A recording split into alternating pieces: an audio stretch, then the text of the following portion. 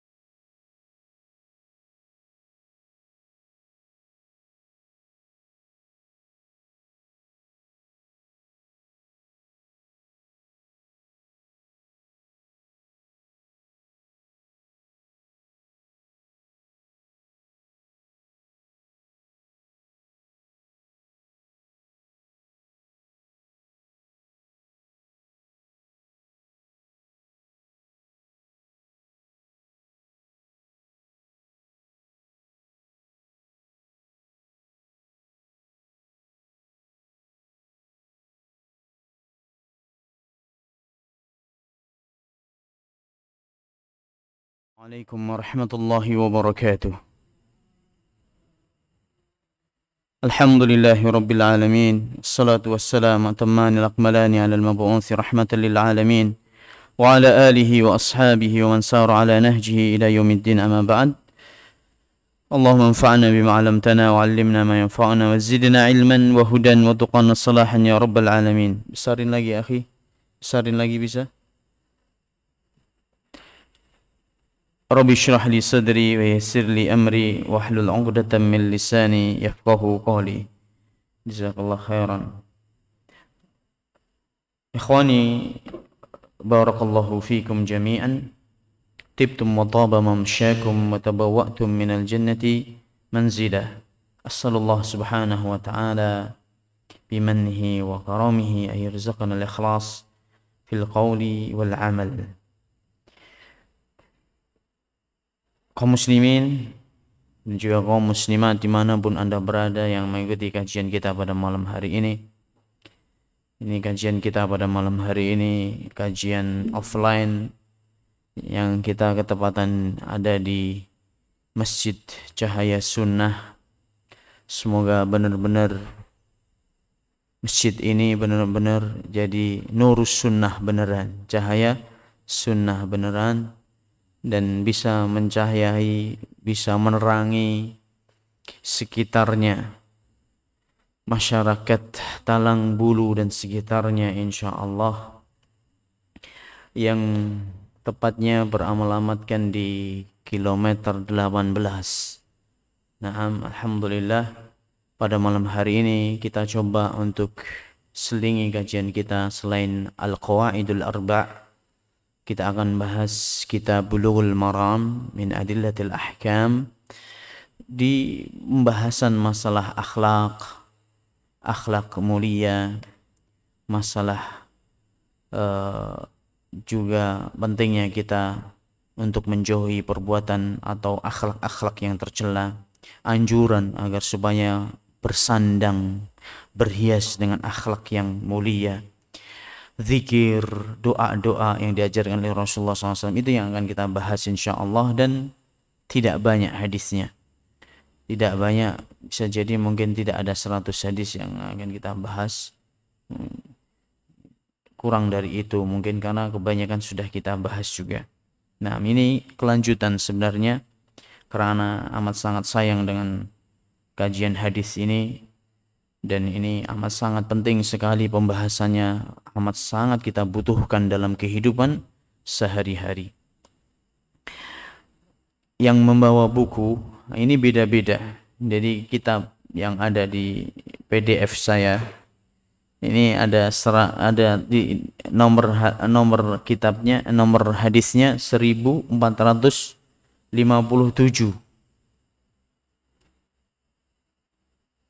1457 di kitab ana.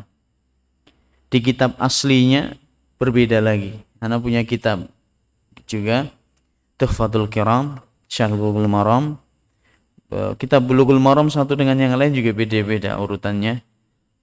Yang jelas tidak tahu ana nyari ngasih taunya gimana. Di situ 1504, 503. Antum belum ketemu? 1310. Yang punya PDF tidak tahu ya. Yang jelas anak baca aja, dengarkan, ditulis faidah-faidahnya. Nah, ini judulnya Babut Tarhib min Masawil Akhlaq.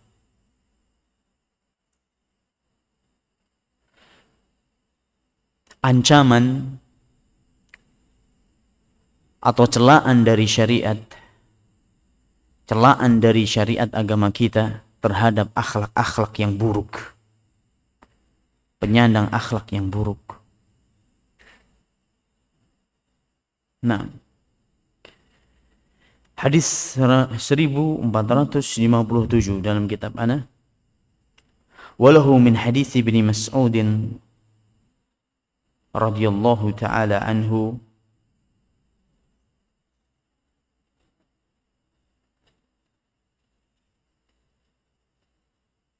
walahu min hadits Ibnu Mas'ud radhiyallahu ta'ala anhu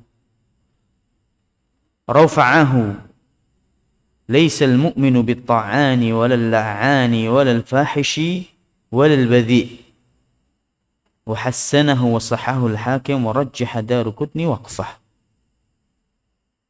Dan dari walahu, maksudnya di sini adalah dari Tirmidzi juga, dari hadis Abdullah bin Mas'ud radhiyallahu taala anhu, dan hadis ini hadis marfu' yang beliau angkat ke Rasulullah SAW. Cuman Abdullah bin Mas'ud mengucapkan langsung, tidak menyebut nama Rasulullah SAW, tapi hadis ini adalah hadis marfu'. Laisal mu'minu bit-ta'an. Namanya orang mukmin itu bukan orang yang suka mencela. Walal la'an, dan tidak suka melaknat. Walal fahishi walal badhi, dan tidak berbuat keji dan berkata kotor. Dan tidak berbuat perbuatan yang keji dan tidak berkata apa? Kotor. Ini sifatnya orang mukmin. Hadis ini diriwayatkan oleh Tirmidzi dan dihasankan oleh Tirmidzi dan disahihkan oleh Al-Imam Al-Hakim. Naam. Rahimahullahu taala. Dan Imam Ad-Daruqutni, beliau cenderung hadis ini hadis mauquf. Maksudnya perkataannya sahabat.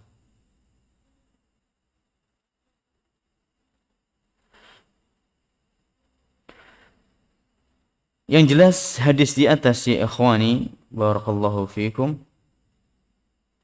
hadisnya sahih.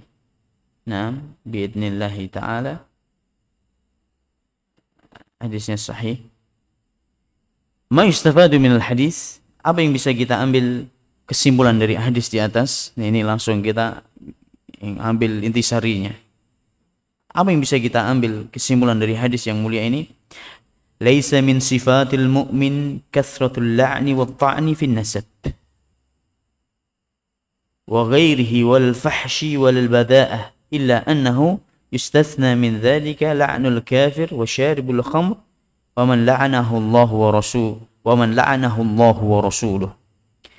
Tidak termasuk dari, bukanlah sifat seorang mukmin, kata Syekh.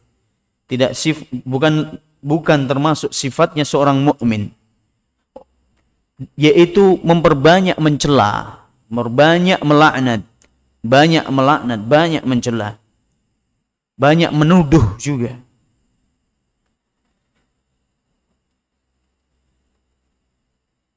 Mencela nasab, menghina nasab orang, tahu nasab, keturunan.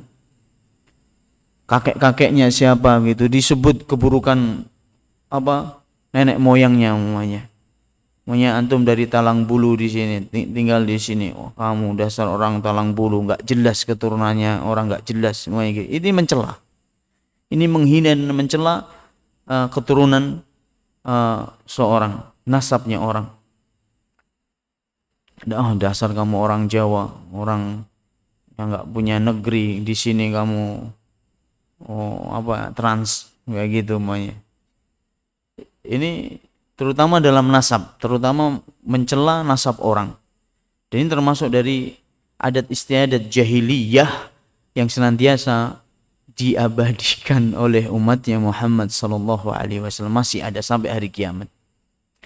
Ini sampai Rasulullah SAW mengatakan ada perkara-perkara dari perkara jahiliyah yang senantiasa dihidupkan oleh umatku, di antaranya at-ta'nu fin nasabi wal fakhru fin nasab. Berbangga-bangga dengan keturunan dan juga mencela keturunan, mencela orang lain, mencela nasabnya orang, berbangga diri dengan nasab yang dia miliki, segala macam. Ini adat istiadatnya orang jahiliyah. Ini bukan termasuk sifatnya orang yang beriman. Walal fahshi, dan juga mencela yang lainnya, bukan cuma dalam masalah nasab, mencela, suka mencela yang jelas. Nah, walal fahshi walal bada'ah, dan juga tidak berbuat keji dan tidak berkata kotor. Illa annahu istasna min dhalika la'nul kafir wa syaribul khamri, la'nul kafiri wa syaribil khamri wa man la'anahu Allah wa rasuluh. Cuman ada pengecualian, dikecualikan oleh syariat agama kita, orang-orang yang boleh kita laknat, yaitu Seperti siapa? Melaknat orang kafir boleh. Melaknat orang kafir boleh. Melaknat orang yang meminum khamr. Karena dilaknat dalam agama kita. Dan melaknat siapa saja yang dilaknat oleh Allah dan Rasulnya sallallahu alaihi wasallam. Melaknat siapa saja yang dilaknat oleh Allah dan Rasulnya sallallahu alaihi wasallam. Seperti siapa yang dilaknat oleh Allah dan Rasulnya? Siapa yang tahu? Orang-orang yang dilaknat oleh Allah dan Rasulnya sallallahu alaihi wasallam. Disebutkan dalam hadis. La'anallahul rashiya wal murtashi. Allah melaknat orang yang menyogok dan yang disogok. Jadi kita melaknat orang yang nepotisme, apa istilahnya, sogok menyogok. Kita melaknat orang yang boleh karena dilaknat oleh siapa? Allah Subhanahu wa taala. Siapa lagi yang dilaknat oleh Allah? La'anallahul washima wal mustawshimah. Allah melaknat orang yang menato, tato, dan orang yang minta ditato. Siapa lagi yang dilaknat oleh Allah? Hah? Masya Allah, la'anallahu riba wa akilahu wa mukilahu wa katibahu wa syahidih wa qalahum sawa. Allah melaknat riba dan penulis riba, penulis transaksi riba, yang makan riba, yang memberikan makan riba tersebut, yang memberikan makan makanan hasil dari riba, yang memakan riba, yang menulis transaksi tersebut, yang menjadi saksi, dua orang yang menjadi saksi, semuanya dilaknat oleh Allah Subhanahu wa taala. Dan Rasulullah SAW mengatakan laknatnya itu sama standarnya, setara laknatnya itu sama mereka itu. Enggak ada yang kecil, ini agak rendah, enggak. Sama ukuran laknatnya. Na'udzubillahi min dzalik. Siapa lagi yang dilaknat oleh Allah? Khusus wanita ini sekarang. Masya Allah. La'anallahu al-mutarajjilati minan nisa wal mutakhannisina minar rijal. Allah melaknat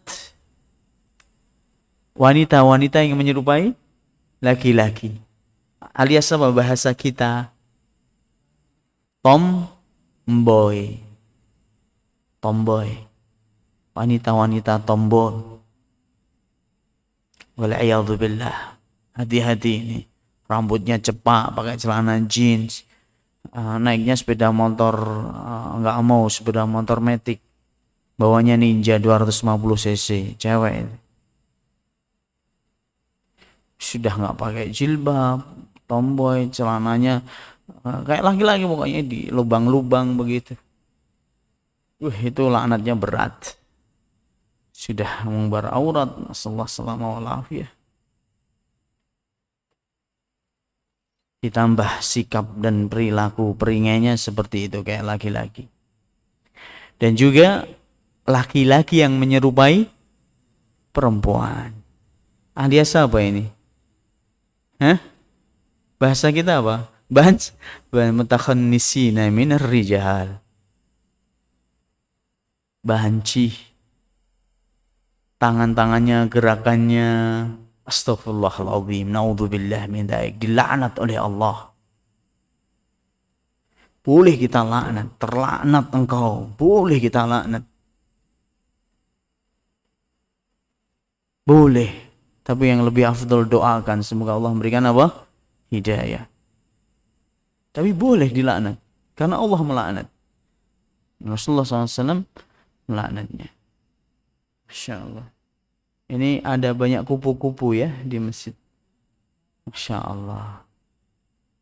Seru kelihatannya. Ikut pengajian juga dia. Alhamdulillah. Masya Allah. Alhamdulillah. Siapa lagi yang dilaknat? Banyak loh ikhwan. Banyak. La yakunanna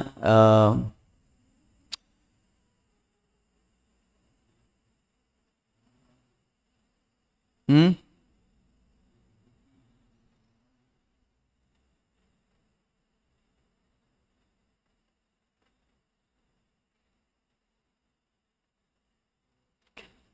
Rasulullah SAW pernah bersabda,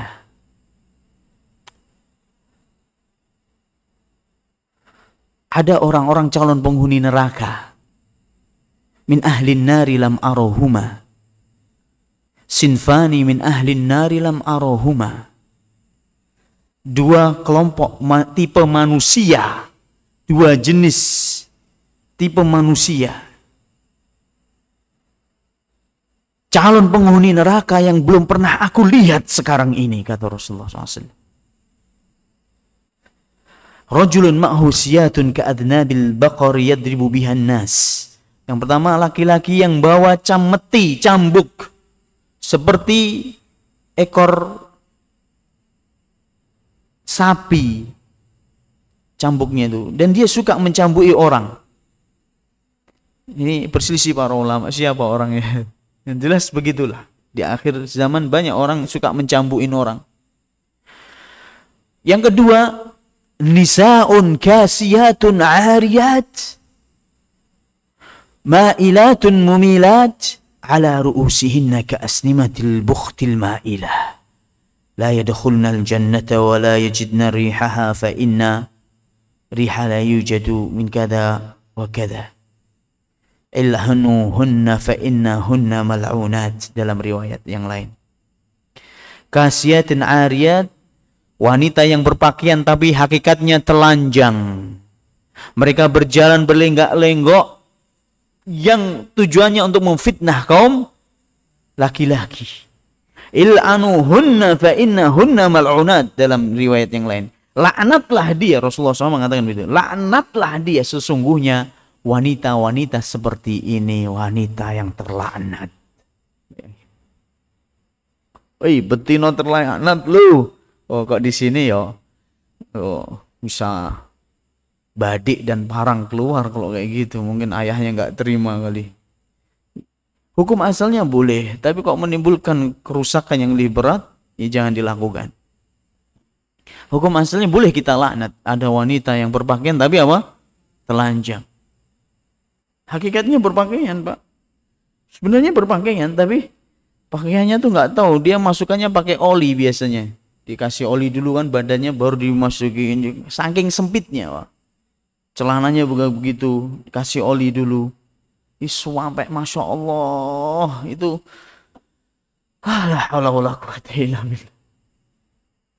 jadi lebih merangsang dia pakai pakaian daripada dia telanjang. Saking tonjolannya itu benar-benar naudzubillah min dzalik. Sekarang ada pakaian-pakaian seperti itu.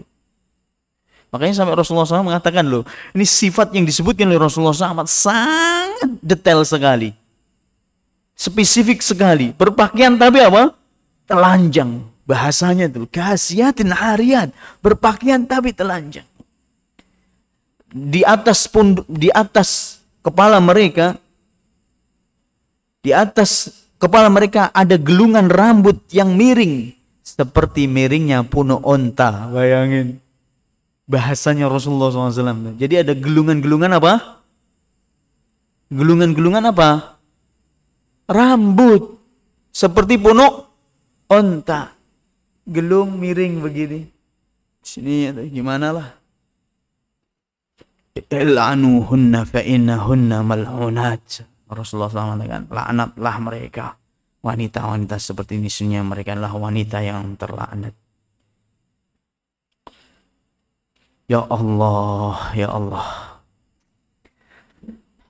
Sampai enggak ya kajian seperti ini didengar oleh wanita-wanita yang di luar sana itu ya?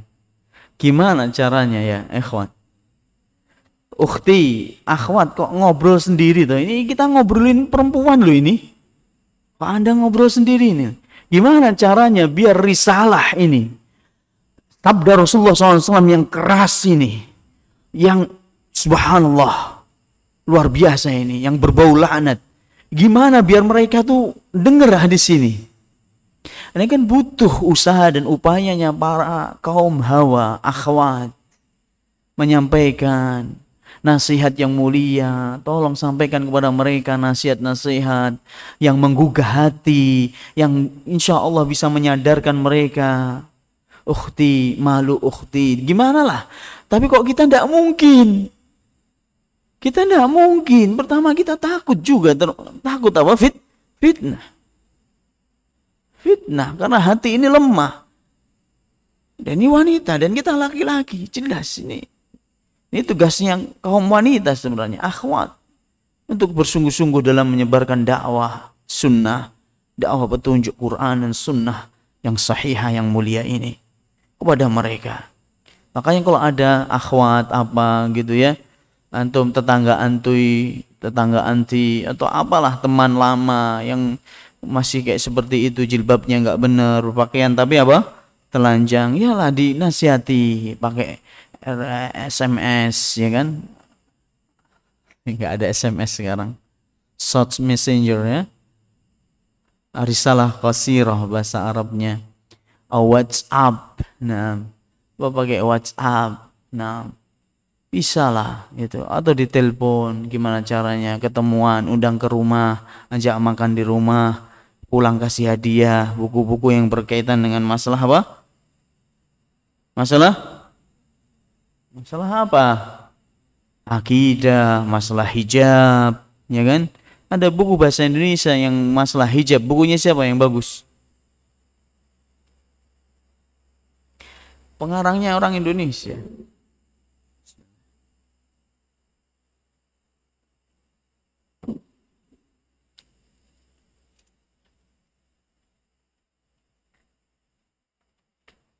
Ustadz kita siapa? Ukhti, saudariku, siapa yang merintahkanmu berhijab? Siapa ini?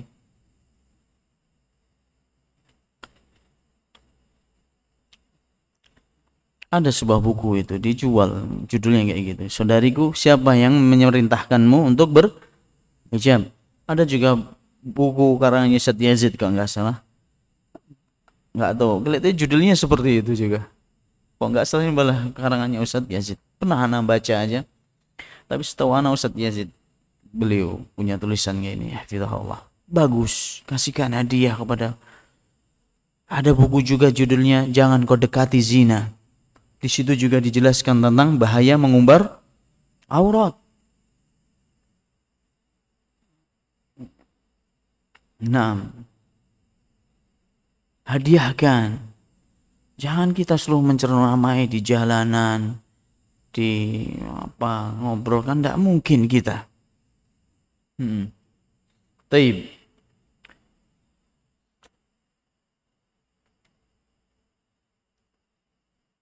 Selanjutnya hadis yang ke 1458.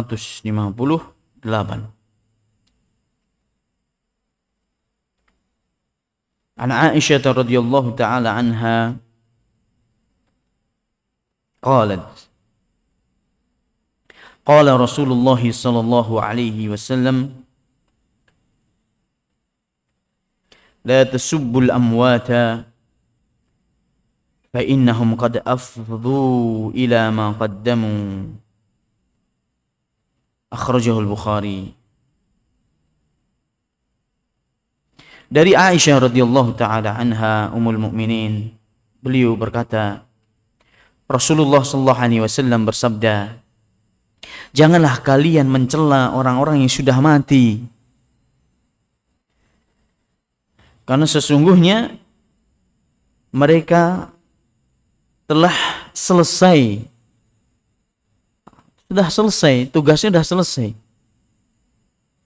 Faqad afdhu ila ma qaddamu. Nah, sudah sampai dari apa yang dia lakukan, dari apa yang telah dia berikan. Ini sudah sampai, sudah selesai tugasnya, gitu loh. Tinggal mempertanggungjawabkan saja di hadapan Allah Subhanahu wa taala. Makanya jangan dicela. Urusan dia sudah selesai, perjalanan dia sudah sampai. Tinggal dia mendapatkan balasan. Kalau baik mendapatkan kebaikan, buruk dapat balasan keburukan. Itu maksudnya. Hadis ini diriwayatkan oleh Bukhari. Apa yang bisa kita ambil kesimpulan dari hadis ini, ikhwani wa akhwati barakallahu fikum? An-nahyu an sabbil amwati wan naili minhum wa ti'dadu masawi'ihim li'annahu la fa'idata fihi wa qad yu'dhi dhalika al-hayya min aqaribihim. Larangan dari mencela orang-orang yang sudah meninggal dunia dan menyebut keburukan-keburukannya. Karena ini tidak ada faedahnya, tidak ada manfaatnya. Dan bisa jadi ini bisa menyakiti dan melukai orang-orang yang masih hidup dari kalangan keluarganya. Wa yustathna min dzalika idza kana fi dzikri ma'aibihim fa'idatun syar'iyyatun wa la yuqsadu bihi at-tanqis wal ghibah. Kecuali kalau dalam menyebutkan keburukannya orang mayit ini ada kebaikan, ada maslahat, ada manfaatnya yang bisa dipetik oleh umat ini. Umpamanya ini gembong ahli bid'ah, ya kan? Dia menulis buku umpamanya, buku tentang zikir habis sholat. Zikir habis sholat itu masya Allah, di sini kan macam-macam kan itu. Ya kafi, ya syafi, ya kan gitu kan? Enggak ya kan? Ana aja orang baru di sini tahu kayak gini. Masa antum tidak tahu yang sudah berpuluh-puluh tahun di sini? Dan anu baru dapetin di sini zikir kayak gini nih. Hampir ini seluruh masjid melakukan. Biasanya biasanya itu nggak semua sholat. Biasanya habis maghrib atau habis subuh biasanya. Nggak tahu zikir khusus atau gimana. Dia mengarang buku kayak seperti ini. Setelah dia mati, buku ini kan buku menyebar di kalangan kaum muslimin, maunya di Palembang ini. Kita harus memberikan peringatan kepada kaum muslimin, kalau ini keliru, ini bid'ah, ini menyelisih sunnah yang dikarang oleh fulan, padahal orangnya sudah apa? Mati. Karena menyebutkan perkara ini bermaslahat, manfaatnya besar bagi kaum muslimin, biar kaum muslimin menjauhi apa? Keburukan-keburukan atau kesesatan-kesesatan buku tersebut. Atau fulan membawa pemikiran-pemikiran yang keliru. Ada Syiah, dia membawa pemikiran Syiah, membawa pemikiran-pemikiran Mu'tazilah, akidahnya menyimpang. Harus kita beri ketahuan kaum muslimin, harus kita wanti-wanti kaum muslimin, hati-hati dari si fulan ini, kajian-kajian dia, buku-bukunya, padahal dia sudah mati. Ini sesat menyesatkan. Ini sesat menyesatkan, ini tidak benar, ini akidah yang sesat. Harus sampaikan, sebutkan, karena ini kemaslahatan demi menjaga agama kaum muslimin. Dan bukan tujuannya untuk menggibahi, bukan. Bahkan di sini gibah yang disyariatkan, bukan gibah yang dibolehkan saja, bahkan dianjurkan kita harus menggibahi. Karena dalam gibah tersebut menyebutkan keburukan tersebut ada kemaslahatan yang besar bagi agama. Bal maksud bayanul haqiqah wa tahdhirin nas minhum kajarhir ruwat. Jadi ini tujuannya bukan untuk menggibahi orangnya, tapi kita memberikan peringatan, tujuannya untuk memberikan peringatan kepada kaum muslimin agar supaya berhati-hati dan menjauhi pemikiran orang tersebut, akidahnya dan lain sebagainya. Seperti halnya apa yang dilakukan oleh para ulama terhadap jarhur ruwat, para rawi. Umpamanya ada rawi Ibnu Lahiyah, ada rawi hadis Ibnu Lahiyah. Ini sering disebutkan Ibnu Lahiyah. Ini terkenal rawi hadis yang lemah, hafalannya jelek. Sering kali para ulama mengatakan hadza haditsun dhaif, hadis ini lemah. Kenapa? Karena di dalam riwayatnya ada Ibnu Lahiyah dan dia lemah orangnya, hafalannya kacau, maunya kayak gitu. Ini kan gibah ini kan gibah, tapi ini gibah yang dibolehkan. Nah, Ustaz, maunya ada yang bertanya, di Talang Bulu ini ada Ustadz, Dia katanya ngakunya dari alumni Saudi umpamanya. Namanya Fulan bin Fulan. Gimana menurut antum Ustaz? Ternyata benar. Orang ini diselidiki, Masya Allah. Tanyakan, ternyata Masya Allah dia pendusta. Bukan ustadz, bukan alumni dari Saudi Arabia.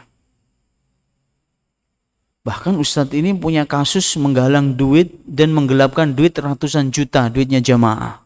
Umpamanya. Anak katakan pada jamaah, hati-hati dengan si fulan ini. Dia bukan alumni Saudi Arabia. Umpamanya anak sebutkan. Gibah enggak ini ikhwan? Gibah. Dia menipu orang.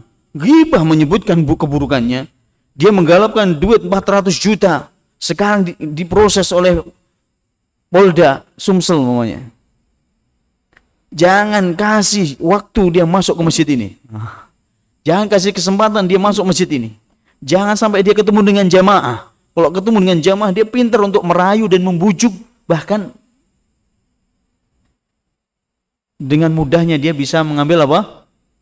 Memeras jamaah dengan sukarela diperas itu jamaah. Karena pinternya ngomong. Akhirnya tertipu. Dan ini terjadi loh ikhwan. Ini terjadi loh ikhwan. Anak katakan seperti ini terjadi. Ada seperti ini. Makanya kita sebagai orang yang tahu kondisi orang seperti ini, kita harus memberikan peringatan pada kaum muslimin untuk berhati-hati dan jaga jarak dari orang seperti ini. Sebutkan kebaikan, ini tidak ada masalah. Nah, saya pernah ngisi kajian, mungkin pernah Anda sampaikan juga di sini, pernah ngisi kajian di tahanan Polres Sragen. Tahanan Polres Sragen. Jadi baru ketangkap itu orangnya. Nunggu untuk diadili kan dimasukkan ke tahanan dulu. Di tahanan itu sebelum saya masuk tahanan dibisikin sama Kasat Tahti, kepala satuan tahanan dan barang bukti, komandannya gitu ya, bisikin, Pak Ustadz di dalam itu ada Ustadz begitu. Pak Ustadz sebentar, di dalam itu ada Ustadz, bisikin saya coba gitu. Hah? Yang benar? Ustadz siapa? Ustadz punya pondok, disebut pondoknya, pondok fulan, itu di tempat fulan, disebutkan. Iya memang ada pondok putri di situ. Anak tanya, kasusnya apa Pak? Penggalapan duit 300 juta. Duitnya jamaah, apa gitu, proyek-proyek apalah itu, bangun masjid atau apa, yang penting ngumpul, ternyata dilep sendiri, dibuat beli mobil atau gimana gitu. Yang jelas dimakan sendirilah. Dijeblosin ke penjara akhirnya. Ustadz, Masya Allah jenggotan Ustadznya. Santrinya itu pada cadaran juga. Ketemu di tahanan. Nah ini sebagai kita yang tahu, harus ngasih tahu kaum muslimin, hati-hati kalau bermuamalah dengan orang ini. Ini ghibah yang dibolehkan. Ya. Wallahu ta'ala alam. Kita sambung habis salat isya insyaallah. Adzan langsung qomat. Nah.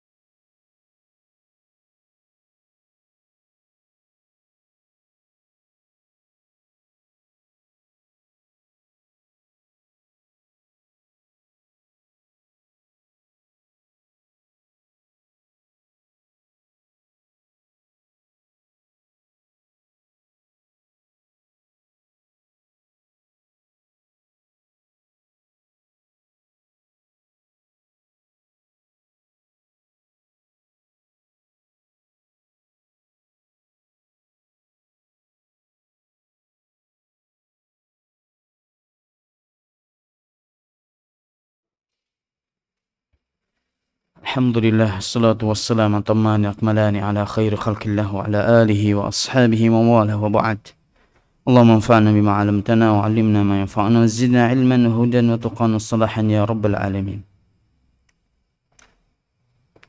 Selanjutnya ikhwani wa akhwati barakallahu fikum, hadis yang ke 1459 an Hudzaifah radhiyallahu ta'ala anhu qala qala Rasulullah sallallahu alaihi wasallam la yadkhulul jannata nammamun aw la yadkhulul jannata qattatun, muttafaqun alaih. Dari Hudzaifah radhiyallahu ta'ala anhu bahwasanya Rasulullah SAW bersabda, tidak akan masuk surga qattat,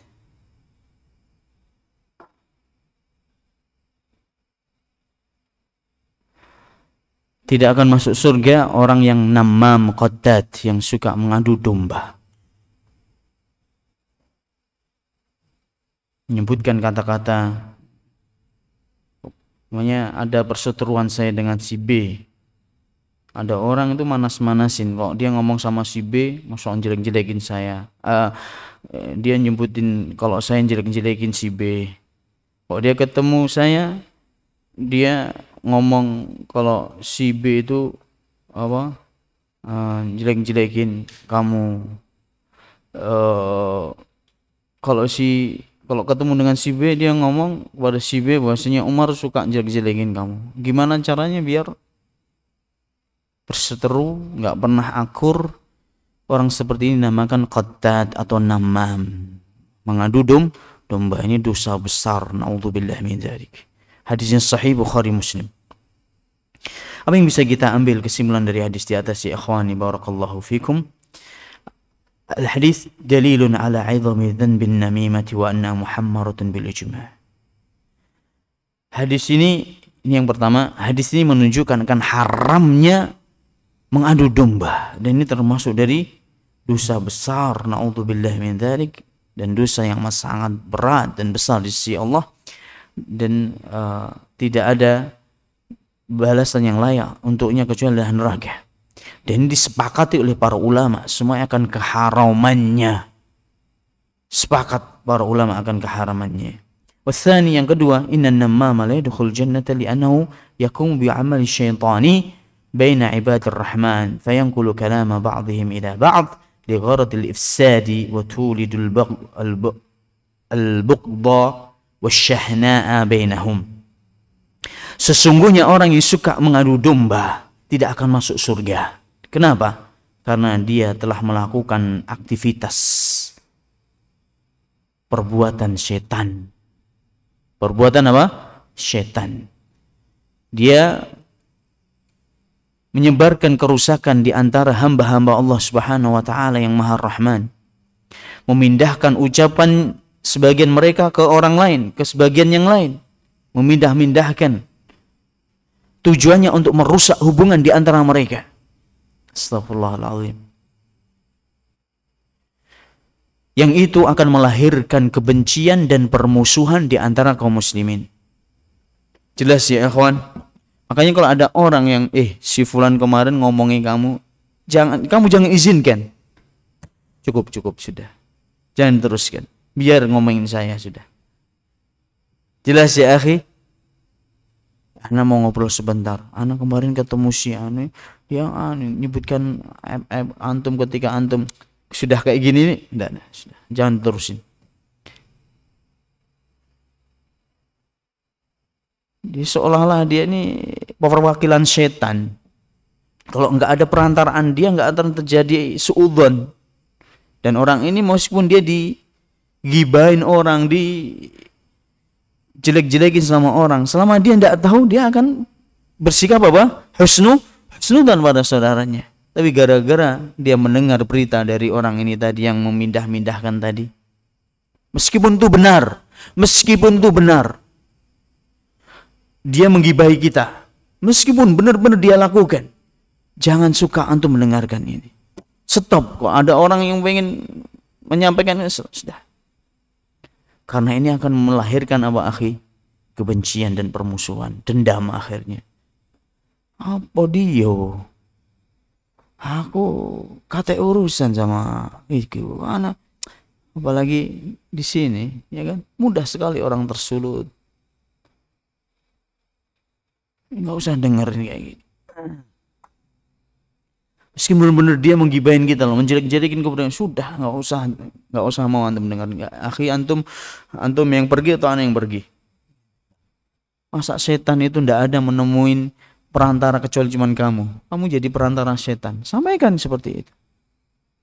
Makanya ini akhwat, hati-hati suka ngerumpi, meskipun akad-akad pengajian, itu suka aja juga masih ngomong, mindah-mindah kabar-kabar yang tidak baik. Kayak seperti itu tidak usah diceritakan. Antum dengar orang begibain orang, nggak usah duduk di situ sudah.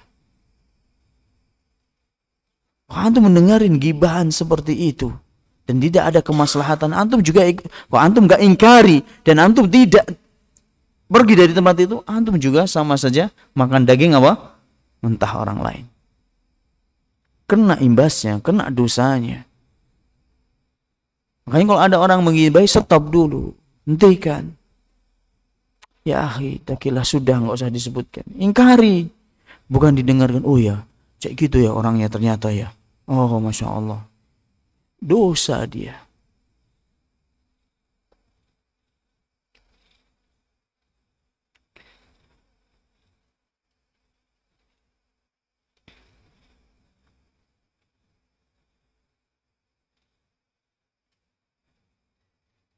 Taib. Hadis selanjutnya, An Anas radhiyallahu taala anhu, ini hadis yang terakhir insyaallah. Qala Rasulullah SAW, man kaffa ghadabahu kaffa Allah anhu adzabah, akhrajahu Tabrani fil Awsat. Wa lahu syahidun min hadithi Ibnu Umar inda Ibni Abi Dunya. Dari Anas bin Malik radhiyallahu taala anhu, beliau berkata, Rasulullah sallallahu alaihi wasallam bersabda, barang siapa yang menahan marahnya, Allah akan tahan azabnya untuknya. Barang siapa yang mampu menahan amarahnya, maka Allah akan menahan apa? Azabnya untuk hamba tersebut. Subhanallah. Hadis ini sahih ya ikhwan. Hadis ini sahih. Dan ada syahid, ada riwayat yang lain yang menguatkan juga. Dan riwayatnya banyak hadis yang nasihat-nasihat petuah Rasulullah sallallahu alaihi wasallam, anjuran agar supaya kita mengendalikan nafsu marah kita. Banyak. Hadisnya sahih, la taghdab walakal jannah. Jangan marah, bagimu surga. Hadisnya sahih. Ada orang laki-laki datang kepada Rasulullah SAW dalam riwayat juga. Hadis yang sahih. Ya Rasulullah, ausini, ya Rasulullah, nasihati aku. Rasulullah SAW mengatakan, la taghdab, jangan marah. Ya Rasulullah, ausini, dia minta lagi, nasihati aku, nasihat yang lain. Dia minta kedua kalinya dia. Nasihati aku ya Rasulullah SAW. Rasulullah SAW mengulangi lagi nasihatnya. La taghdab, jangan marah. Minta lagi nasihat yang ketiga. Ausini ya Rasulullah, la taghdab, jangan marah. Bayangin akhi. Dalam riwayat banyak, hadisnya banyak masalah keutamaan menahan apa? Marah. Masya Allah, hadis singkat, padat, serat dengan makna yang luar biasa. Man kaffa ghadabahu kaffallahu anhu adzabah. Barang siapa yang bisa mampu mengengkang nafsu marahnya, maka Allah akan tahan azabnya untuknya. Hadis sahih. Yang bisa kita ambil kesimpulan, fadlu kaffil ghadabi wa man'an nafsi min tanfidhi ma yaqtadhihi al-ghadab kama taqaddam. Keutamaan bagi orang yang mampu menahan nafsu marah dan menahan jiwanya dari meledakkan amarahnya tatkala ada hal-hal yang memicu marah, dia tahan. Ini pahalanya besar sekali. Pahalanya apa? Besar sekali. La taghdab walakal jannah. Ya ikhwan, selalu diingat. Mari kita ingat hadis yang mulia ini. Kalau mau marah, ingat hadis ini. La taghdab walakal jannah. La taghdab walakal jannah. Jangan marah, bagimu surga. Ini yang bisa kita sampaikan pada malam hari ini. Ada pertanyaan? Tafadhal. Kalau enggak, kita tutup. Tafadhal. Sama artinya. Qattat artinya namam. Qattatun artinya namamun, adu domba. Nah.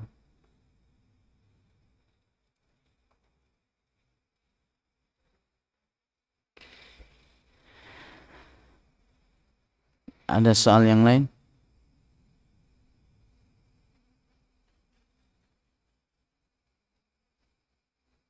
Kate soal.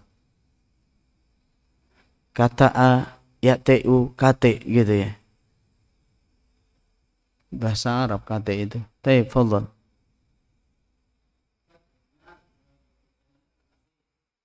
Apa? Taib, nah.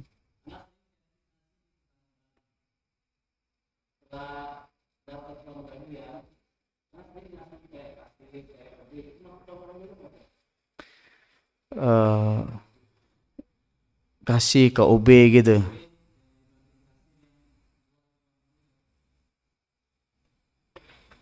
Iya, sebenarnya mereka tidak berhak untuk mendapatkan itu. Haram dia ambil kecuali dengan izin atasannya.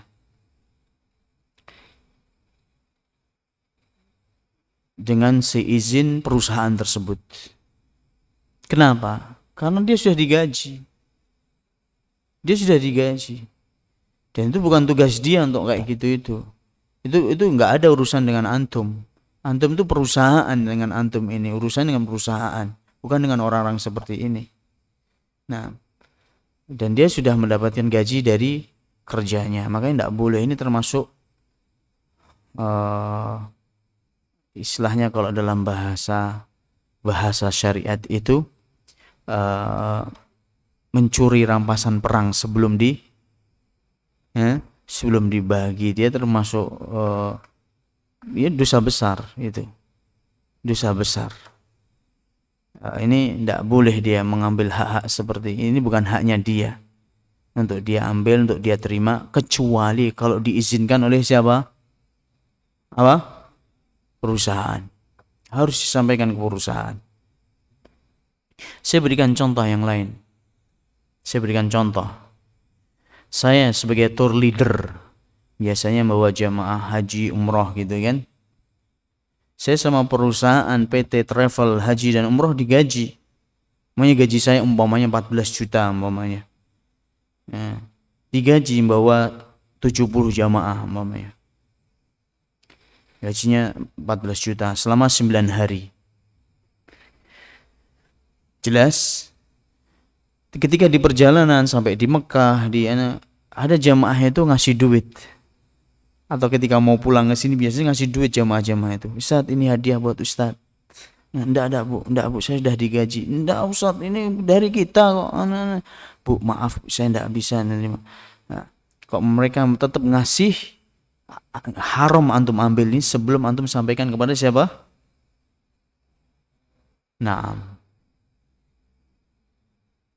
yang punya travel. Sampaikan. Ini ada duit 1 juta sekian dari jamaah untuk saya, katanya tip hadiah tambahan dari buat saya gitu. Hadiah buat saya. Halal. Kalau dia bilang enggak, itu milik perusahaan, diminta haknya dia. Karena saya sudah digaji.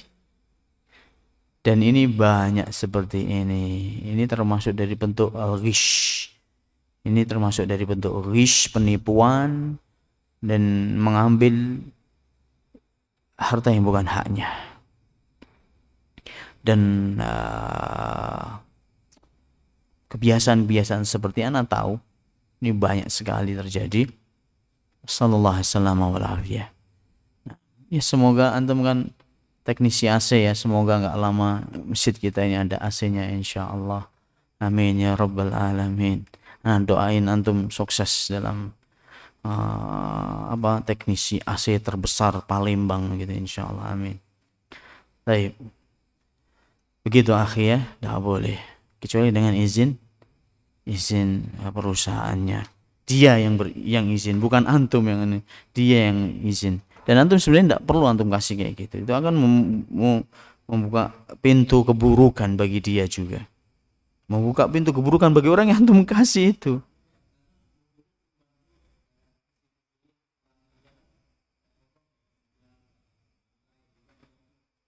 Kalau itu beda lagi. Itu beda lagi. Antum tadi kan ngasih aja. Kan tidak ada urusannya dengan mereka sebenarnya, karena itu AC juga antum yang urusannya dengan antum dengan perusahaan. Kalau mereka bantu-bantu membersihkan seperti OB, ya kalau antum kasih tidak ada masalah, karena memang berdasarkan kerja dia berbuat membantu antum. Dan bersihin AC sebenarnya bukan tugas dia sebenarnya, dia juga punya tugas yang lain, digaji oleh perusahaan. Makanya dari sini hukum asalnya tidak ada masalah sebagai tip dari dia. Tapi kasir apa hubungannya? Antum ngasih kasir tadi hubungannya apa? Kan tidak benar kok kayak gini. Kalau OB masih masuk akal antum kasih sebagai tanda terima kasih gitu kan. Haram ini, haram. Ya, itu termasuk sogok menyogok, pelicin segala macam, haram. Na'udzubillah min dzalik. Sabar akhi, sabar, tidak usah tergesa-gesa. Ada sifat yang istimewa yang dimiliki orang sini, dua sifat yang menurut ana adalah sifat yang istimewa. Mudah tersulut yang pertama, yang kedua tergesa-gesa orangnya, orang-orang sini. Ini PR dari ana, koreksian buat antum semuanya tanpa terkecuali. Nasihat juga bagi ana dan juga antum. Dua sifat ini dua sifat yang buruk. Dua sifat ini dua sifat yang apa? Buruk. Apa? Yang pertama, mudah marah, mudah tersulut, mudah terpancing. Yang kedua, tergesa-gesa. Sampai tergesa-gesa saya lihat sampai dalam masalah sholat. Orang sini. Sebagai bukti, antara habis adzan salat maghrib nggak ada jeda untuk salat sunat. Kebanyakan di masjid sini, di masjid ya sekitar kita, ya kan, langsung qomat. Nggak ada istilahnya jeda disepakati oleh jamaah berapa menit antara adzan dengan qomat, nggak ada. Secara umum masjid sini nggak ada. Pokoknya cepet. Jadi adzan itu seolah-olah hanya sekedar bukan panggilan orang untuk datang ke masjid. Seolah-olah menurut saya. Seolah-olah bukan panggilan orang untuk ngajak. Namanya panggilan itu ada jedanya, akhi. Kadang orang masih makan, makanya dikasih jeda. Kasih jeda. Dari zamannya Rasulullah SAW ada jedanya. Nggak bisa kita katakan berapa menit pada zaman Rasulullah SAW. Nggak bisa. Tapi kadang-kadang lama. Sampai Rasulullah SAW itu kalau terlambat keluar dari masjid, Bilal itu yang jemput, ngetuk rumahnya, ya Rasulullah. An-nasu fi intidharik, orang-orang sudah lama menunggu ya Rasulullah. Ternyata beliau sakit, pernah kejadian. Ternyata beliau sedang turun wahyu sallallahu alaihi wasallam. Sampai terlambat keluar sholat. Kok sini kate kayak gini nih. Mana imamnya? Terlambat. Kok mati? Maju. Ini kayak imam tidak ada harganya di sini. Ini menyelisih sunnah ya ikhwan. Di Masjidil Haram, Masjid Nabawi, cuma untuk melihat. Ada Raja Salman di Masjidil Haram. Tidak bisa Raja Salman. Muadzin, cepat qomat. Aku cepat mau sholat ini. Tidak bisa Raja Salman. Raja Salman tetap nunggu siapa? Tetap nunggu siapa dia? Imamnya. Gak bisa. Mau marah-marah kalau datang imamnya belum datang, gak bisa. Imam yang berhak untuk menegakkan sholat itu. Ini pelajaran ya, correction buat antum semuanya. Ana mulai dari ikhwah. Dua sifat ini tolong ditinggalkan. mudah tersulut, mudah marah, terpancing, emosi. Dilihat dijenguk orang aja nggak suka. Apa jenguk aja? Antum kok dijenguk orang, jenguk lah sambil senyum. Assalamualaikum. Ya gitu dibalasnya. Ya apa jenguk-jenguk? Apa? Emangnya antum tuh langsung jelek itu dijenguk orang? Kan enggak kan? Berkurang telinganya, grepes sedikit dilihat orang, kan enggak. Ngapain marah-marah? Ngapain? Dan sifat tergesa-gesa. Luar biasa tergesa-gesa ini, luar biasa ini. Kok nggak percaya lihat jalanan itu, jalanan orang berkendaraan motor itu. Orang ngeriting, nggak peduli, nggak, orang sudah ngesen mau belok, seolah-olah nggak boleh belok. Jangan belok, aku dulu mau dului kamu, jangan kamu belok dulu. Seolah-olah kayak gitu bahasa yang diucapkan. Jadi nggak ada istilah ngesen nggak ada. Kate urusan pokoknya bes. Tahu nggak antum? Kalau kamu pengen tahu watak seorang penduduk negeri, lihatlah tata cara berkendaraannya. Ini rumus, kata kunci. Kalau Anda pengen mengetahui watak seorang penduduk wilayah tersebut, lihatlah bagaimana mereka berkendaraan di jalan. Itu sudah kelihatan. Sudah kelihatan, akhi. Makanya antum biar bisa membedakan, antum safar keluar dari negeri ini, main ke Jogja, Solo, gak ada klakson kangking gak ada. Depan jalan gitu. Sini wamang-wantri langsung keluar. Teriak keluar dari Apodio. Subhanallah. Kok anak kayak gitu tuh anak minggir anak langsung nontonin orang-orang sambil subhanallah. Seru gitu loh. Kayak ada perang Teluk yang ketiga gitu. Antara Amerika dengan Irak. Apalagi di perempatan jalan tidak ada lampu merahnya. Hampir tiap hari ada orang berantem. Survei membuktikan itu. Bener tau bener ya akhi. Ini nggak baik. Apain sih? Ngejar apa?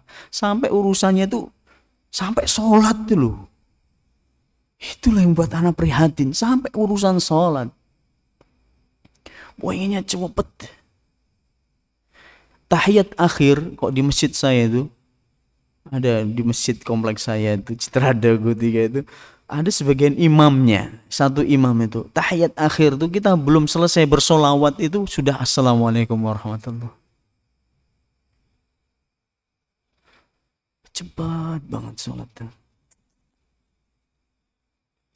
Bayangin, inna sholata tanha anil fahsya'i wal munkar. Sesungguhnya sholat itu mencegah dari perbuatan keji dan munkar. Gimana sholatnya aja kayak gini? Itulah. Sholatnya aja dikerjakan cepat, pokoknya pengen cepat, nggak tumak ninah, bacaannya kalang kabut, jauh panggang dari api bacaannya itu. Masya Allah, makhraj hurufnya kacau, panjang pendeknya rusak, nggak karu-karuan. Terus gimana kita ini bisa tenang dalam sholat kita? Di luar masjid itu isinya hiruk pikuk. Hiruk pikuk. Dunia yang luar biasa. Yang buat kita stres, galau, penat, berat. Subhanallah, tekanan-tekanan. Ini isinya dunia. Terus kita pengen istirahat dalam apa? Sholat kita. Pengen mendapatkan kesejukan. Pengen mendapatkan ketenangan dalam sholat kita. Ketika kita masuk masjid, imamnya kayak gini sholatnya. Bayangin jamaah. Bisa hancur diri kita ini. Ini makanya ini kita harus berubah. Harus berubah. ngawali bagaimana? Ya harus diawali. Kita harus berubah. Perbaiki diri kita. Banyak minta ampun kepada Allah. Kembali kepada Allah. Minta petunjuk ya Allah.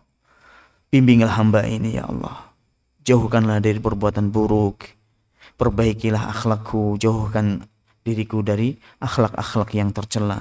Doa seperti itu kepada Allah Subhanahu wa ta'ala. Ini yang bisa kita sampaikan pada malam hari ini. Semoga bermanfaat. Subhanakallahumma wa bihamdik asyhadu an la ilaha illa anta astaghfiruka wa atubu ilaik. Assalamualaikum warahmatullahi wabarakatuh.